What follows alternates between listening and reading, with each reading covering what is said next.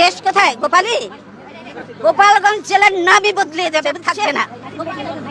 আল্লাহর গজব করবে আপনারা যা শুরু করে দিয়েছেন। শুক্রবার হাজার হাজার মানুষ নিয়ে গোপালগঞ্জের উদ্দেশ্যে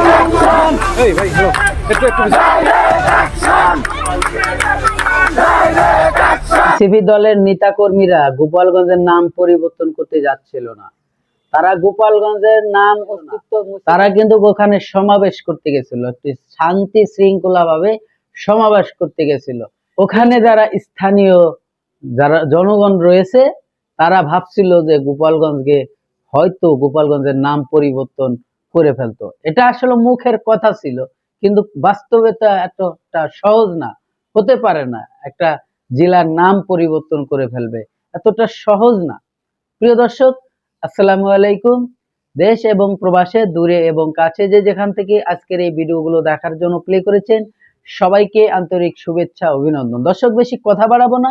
কি ঘটনা ঘটেছিল আপনারা ইতিমধ্যে সবাই হয়তো জানেন, তারপরেও কিছু ভিডিও আপনাদেরকে দেখাইছি, একে একে সবগুলো ভিডিওটি দেখেন। আর ভিডিওতে যাওয়ার আগে ছোট্ট করে একটি রিকোয়েস্ট করবো, দর্শক, আপনি যদি আমার চ্যানেলে নতুন বন্ধু হয়ে থাকেন, ভালো লাগলে চ্যানেলটিকে সাবস্ক্রাইব করে রাখবেন। আর অলরেডি যারা সাবস্ক্রাইব করে রাখছেন তাদের গোপালগঞ্জ জেলার নামই বদলে যাবে, বুঝছেন? গোপালগঞ্জ আর থাকবে না। আল্লাহর গজব করবে আপনারা যা শুরু করে দিয়েছেন। আগামী শুক্রবার হাজার হাজার মানুষ নিয়ে গোপালগঞ্জের উদ্দেশ্যে লং মার্চ ঘোষণা করেছি। গোপালগঞ্জকে স্বাধীন করতে আগামী শুক্রবার হাজার হাজার জনতা নিয়ে লং মার্চের ঘোষণা দিল ইনকিলাব মঞ্চ।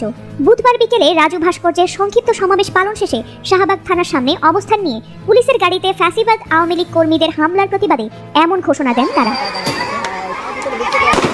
এ সময় ইনকিলাব মঞ্চের মুখপাত্র শরীফ ওসমান হাদি বলেন, অত্যন্ত লজ্জার সাথে বলছি, যেদিন আবু সাইদ ফ্যাসিবাদের বিরুদ্ধে বুলেটের সামনে দুই হাত উঁচু করে দাঁড়িয়ে জীবন দিয়েছিল, সেই একই দিনে স্বাধীন বাংলাদেশে গোপালগঞ্জে এনসিপির শান্তিপূর্ণ সভায় আওয়ামী লীগের নেতাকর্মীরা একের পর এক হামলা চালিয়েছে।